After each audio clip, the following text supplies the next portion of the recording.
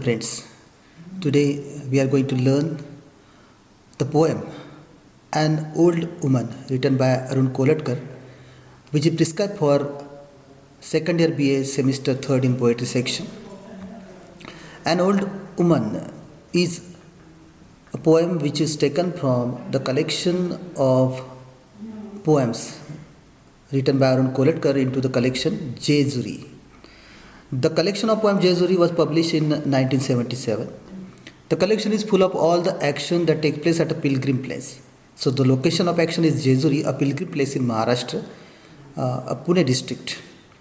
Poet once visited that place, and whatever the experiences he underwent into that place, Jejuri, all those experiences have been covered into this long poem of Jejuri, which is a collection of 36 poems, and this particular poem, An Old Woman, is one of them. So before going to discuss this poem, we should know what happens or what is the background of this poem.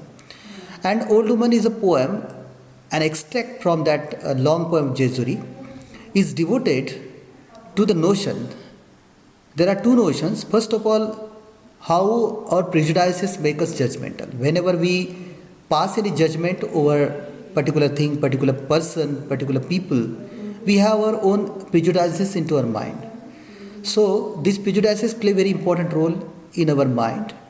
And second notion is that we judge people not on their merits but on the basis of our preconceived notions.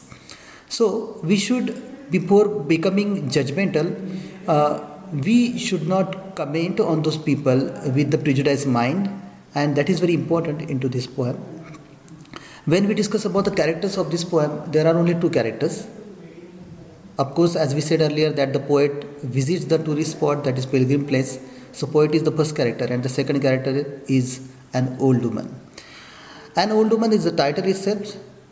The poet thinks that the readers should have similar experience with the beggars, so he uses second person narration to get the readers more involved into the action and the sentiment of the poem. Old Woman, when we think of the development of the thought, we find, as far as structure is concerned, there are 11 triplets. Triplet is a stanza of 3 lines. So there are 11 triplets. First 5 triplets are about the indifference, apathy and irritation felt by the poet. So when we look at the poem closely, we find that the poem is longer one, and to understand the poem better, we just divide that poem into 3 parts. The first part is the first 5 triplets into this poem. The second part is the one and only triplet, that is 6 triplet into the poem, and the final part of the poem is 5 triplets that come after 6, that is 7 to 12, 7 to 11. These 7 to 11 5 triplets are the third part of the poem. How they are different with each other, we will soon discuss it. The first part of the poem that we said that 5 triplets are about the indifference and apathy and irritation felt by the poet. The sixth and all alone triplet is the important part of this poem, where we find that the attitude of the poet changes and he sees things in a different light altogether. And as we said, the final part of the poem, the last 5 triplets are an expression of the change in the perception, in the understanding of the poet. So here there is a poem. First of all, we discuss the 5 parts of the poem, 5 triplets of the poem, that is first part of the poem. See, the poem is quite easy to understand, and in a very simple way, Arun Kolatkar has written this poem. Let us read the poem.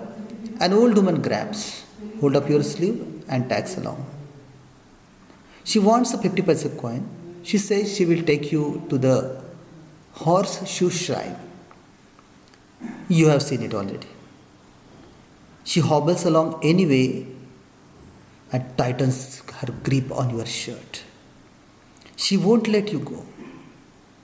You know how old women are. They stick to you like a burr.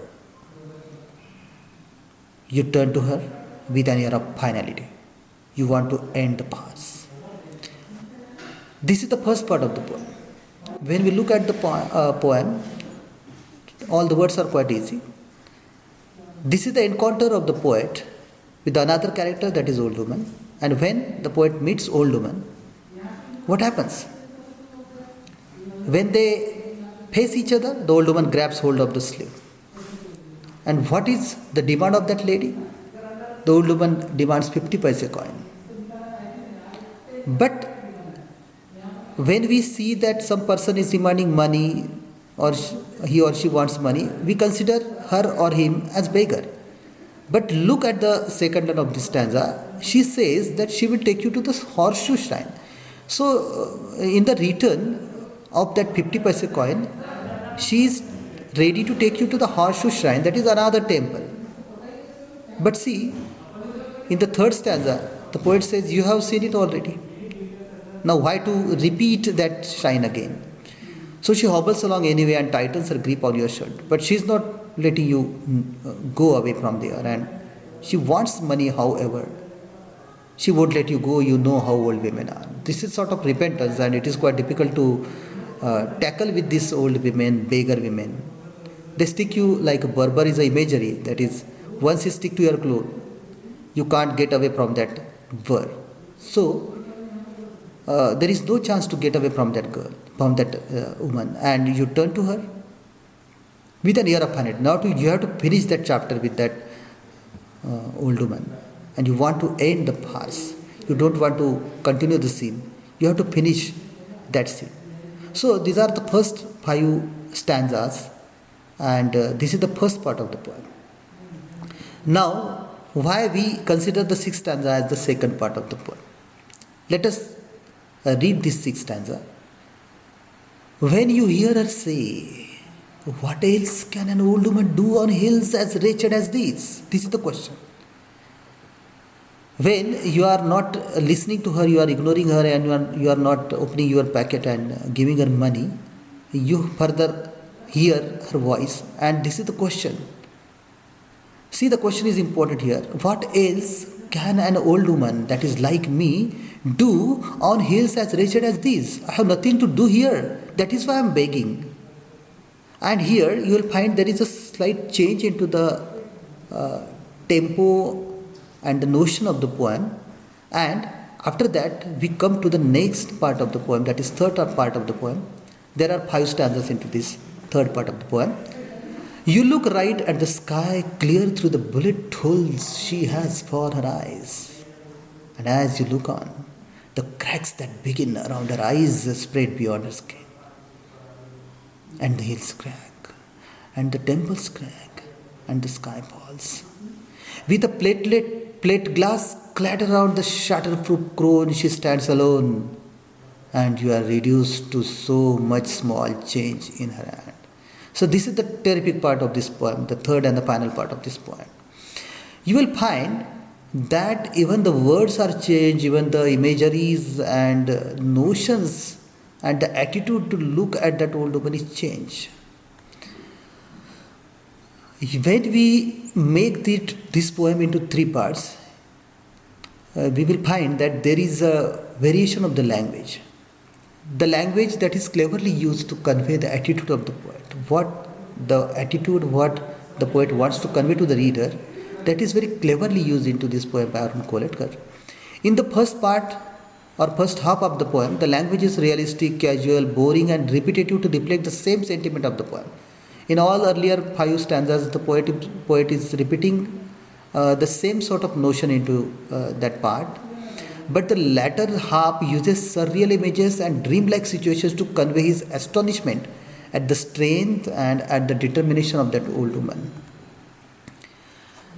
When we look at the last part of the poem minutely, we'll find number of words that are used by the poet here. When there is a face-to-face encounter between the poet and the old woman, he says, you look right at the sky, clear through the bullet holes she has for her eyes. So eyes are compared with the bullet holes. Further, he says, and you, as you look on the cracks that begin around her eyes, the cracks around her eyes, they spread beyond her skin. And some unrealistic happens and the hill cracks, temple crack and the sky falls. This is a beautiful imagery and a scene that poet has created in front of us. With a plate glass clatter around the shatterproof crown, she stands alone. You are mute, you can't say anything, and you just put your hand into your pocket. You even don't count, and what happens that you are reduced to so much small change in her hand. So the third part is important, and we find that the woman about whom the poet uses very casual words and very simple language to describe, that woman becomes quite strong in the second part or second half of the poet, and that is very important. And that change into scenario, change into the complete picture is very superbly conveyed to us with the vivid imagery and notions into this poem. So the third part is very important as the what happens into the story, that the poet keeps all the money into the hand of the old woman. So friends, thank you so much for your listening to this video. Thank you.